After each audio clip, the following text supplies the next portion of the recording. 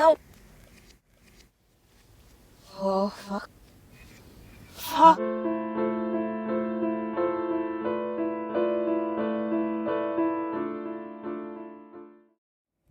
Cube Escape has a series of games that are strange to say the least. Often people call it a David Lynch-inspired story, pointing to its main inspiration of Twin Peaks. All that you touch, you taste. When you see me again. And often people joke that they have no idea what's happening. The Renee Magritte references certainly add to the surreal atmosphere of these games, and what I think is a Meshes of the Afternoon reference with the keys. I don't know. However, it does this neat little thing where it gives answers, but the questions and context come in later. This type of storytelling is clearly established with its first game, Seasons.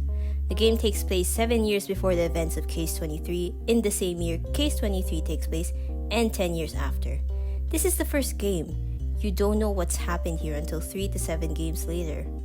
The first character you play as is the murder victim, and you're just supposed to trust the vibes and learn the logic as you go along.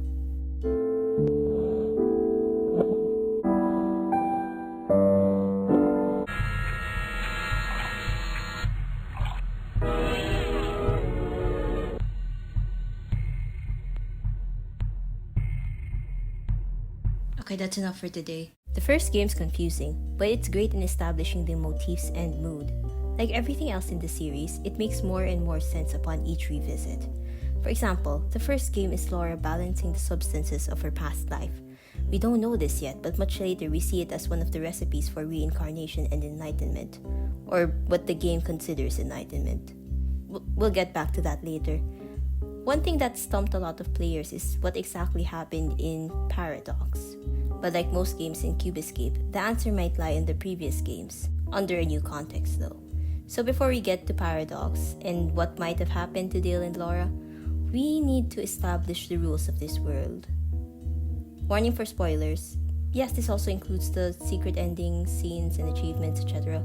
Also, if you're knowledgeable on Buddhism, Hinduism, and the churning of the ocean of milk, you probably don't need this video to know what's going on. But we are talking about the Wicker Man, Christianity, Judaism, and the place of Egypt for the next RL video though, if I ever get around to it. Yeah, that's one way to make a disclaimer.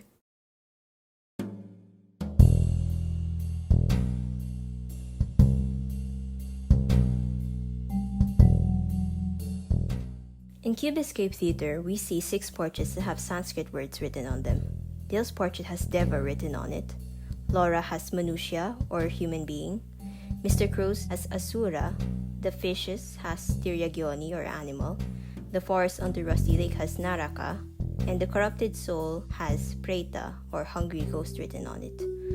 All the words correspond to the 6 domains of rebirth and existence present in Buddhism. They are the 6 paths of Samsara, basically the 6 ways in which one can be reborn. Now, there are different kinds of Buddhism, and Hinduism has its differences from Buddhism, but with similar concepts shared in both religions.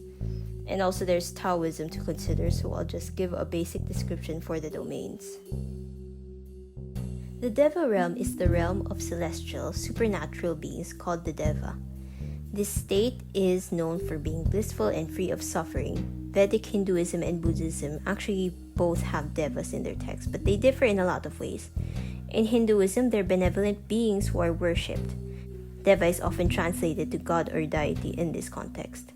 In Buddhism, devas aren't worshipped. Buddhism in general doesn't worship gods. They instead hold high authority and are venerated, though not as venerated as Buddha. Here, they're part of the reincarnation cycle and are capable of having vices. They're also not immortal and just have a longer lifespan. People who have a ton of good karma or good merits are reborn as Deva, but it's not breaking the cycle of reincarnation, which is the whole point. Also, because being a Deva consumes a lot of good karma, Devas are reborn into lower realms, like being reborn as a fish. The Asura realm is the realm of warlike, supernatural beings who are prone to anger and violence. The Asuras are those who desire to reach a higher position of power. Being reborn as an asura is considered inferior to being reborn as a human, but superior to being reborn as an animal.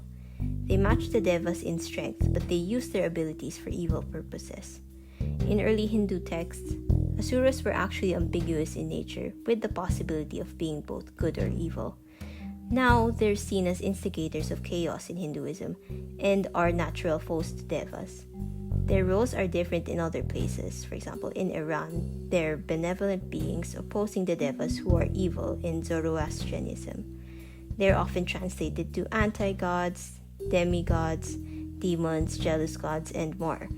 Compared to the other states, their role is different in earlier texts, and also they have a colorful variety of English translations that don't mean the same thing. Humans are human. 10 out of 10 script writing. Suffering can occur as much as joy can in this state. You're also most likely to reach enlightenment as a human and to be free from the cycle of death and rebirth. It's considered a fortunate state because human beings have the drive to seek out enlightenment and also have the awareness to do good and cultivate a spiritual lifestyle. People who are ignorant and complacent in their past life are reborn as animals. In this state, they don't have the awareness to reach enlightenment. Hungry ghosts in Buddhism refers to beings who are punished for their greediness in the previous life. However, in Hinduism, the Preta are people who didn't receive a proper funeral. In that belief, their karma is irrelevant to being reborn as a hungry ghost. In both religions, they're a transient state between death and obtaining karmic rebirth. It's a torturous existence because of this insatiable hunger they feel. There's a lot of differences between beliefs and folklore of various places. Some of the hungry ghosts are portrayed to have a very tiny mouth, smaller than a needle. Some are huge and hairy, and some are bone-like from starvation.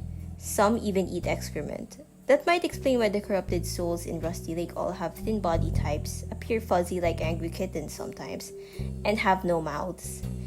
Except Bobbert's, his has a mouth for surreal dreams of being devoured. The hunger of these ghosts is always an aspect that never changes. Naraka is a realm of suffering sinners. You can leave once the period of punishment is complete, but it's a lot of suffering till then. It's often translated as hell for English speakers, but you can't escape hell, you're there forever. Unlike purgatory, the superior but still inaccurate translation because it's still rooted in Christianity where karma from past lives isn't a factor. The Deva, Asura, and human realm all fall under the category of higher realms in Buddhism. On the other hand, Naraka, Tiryagyoni, and the Preta domain are lower realms. Humans and animals live on the surface of Mount Sumeru. Spirits and Asuras live 500 yojanas under the earth. The Asuras specifically live at the bottom of the sea surrounding Mount Sumeru. Those in Naraka are even deeper below. Hungry ghosts wander around in homes or forests looking for food, but their souls aren't really attached anywhere. Meanwhile, the devas chill at the peak of the mountain. Asuras actually used to live there until they got rowdy and drunk one time. Now there's a lot to unpack with Dale being categorized under Deva and the forest categorized under Naraka. But let's first talk about a major conflict between Devas and Asuras that may inform us how Aldous' elixir works. Erabat.